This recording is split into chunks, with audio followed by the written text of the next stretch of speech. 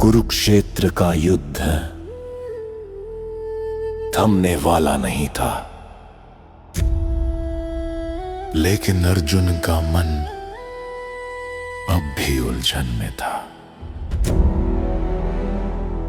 उन्होंने देखा अपने हाथ में धनुष, सामने अपने प्रियजन और गुरु, और भीतर अज्ञात भय।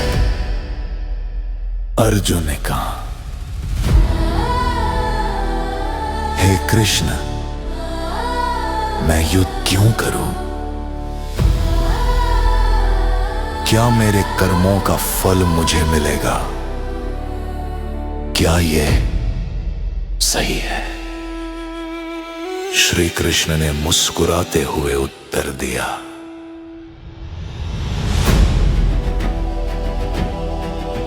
अर्जुन, ध्यान रखो,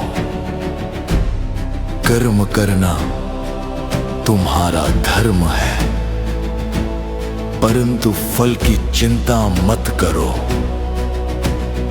मनुष्य केवल कर्म का अधिकारी है, फल का नहीं। कर्मयोग यही सिखाता है, अपने कर्तव्य को पूरी निष्ठा से करो।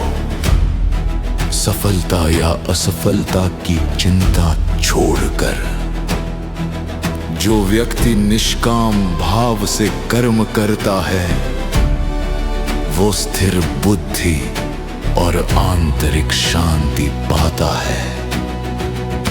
अर्जुन ने पूछा, लेकिन अगर मैं अपने प्रियजनों से युद्ध करूं, क्या यह सही होगा?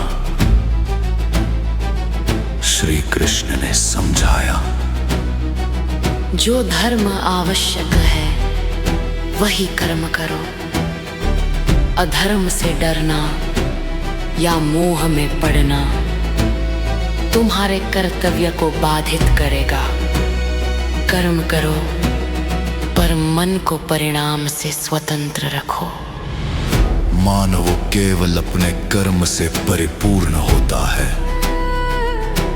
जो व्यक्ति अपने कर्तव्य से भागता है, वो न केवल स्वयं के लिए बल्कि समाज और संसार के लिए भी हानिकारक होता है।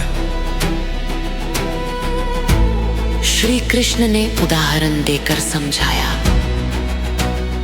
यदि किसान बिना मेहनत किए केवल फसल की चिंता करे तो उसे सफलता नहीं मिलेगी। यदि वही किसान निष्काम भाव से अपनी मेहनत करता है, फल अपने आप आएगा। यही है कर्मयोग। धीरे धीरे अर्जुन ने अपने भय और मोह को त्यागना शुरू किया। उसने अपने कर्तव्य को समझा, युद्ध करना ही धर्म था। उसने धनुष उठाया और अपने मन को स्थिर किया। श्री कृष्ण ने कहा, जो मनुष्य निष्काम भाव से अपने कर्तव्य का पालन करता है, वो सच्चा योद्धा और सच्चा भक्त है। भक्ति, ज्ञान और कर्म का सही संतुलन, यही जीवन का मार्ग है। और इस प्रकार अर्जुन ने अपनाया कर्म योग का मार्ग। बिना लगाव के कर्म,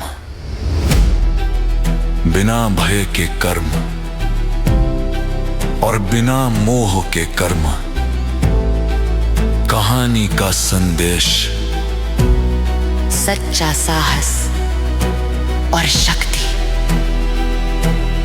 अपने कर्मों में निष्ठा और निष्काम भाव रखने में है।